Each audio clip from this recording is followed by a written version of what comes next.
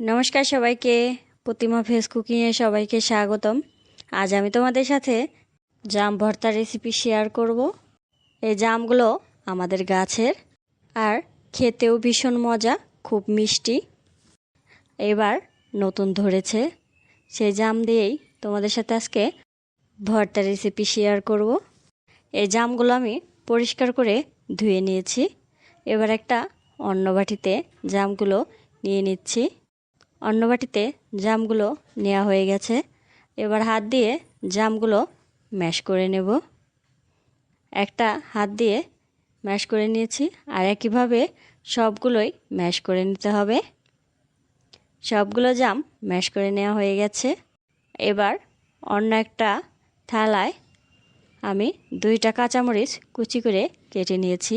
এবার দিয়ে দেব পরিমাণ মতো লবণ। এবার লবণ আর কাঁচামরিচটা একসাথে পিষে নেব। ঝালটা তোমরা তোমাদের পছন্দ অনুযায়ী দেবে। মরিচটা পিষে নেওয়া হয়ে গেছে। এবার জামগুলো দিয়ে দেব। জাম ভর্তা খেতে কার কার ভালো লাগে অবশ্যই কমেন্ট করে জানাবে। আমার কিন্তু জাম ভর্তা খেতে খুবই ভালো লাগে। এবছরে আজকে প্রথম জাম ভর্তা খেলাম। জামগুলো থালায় নেওয়া হয়ে গেছে।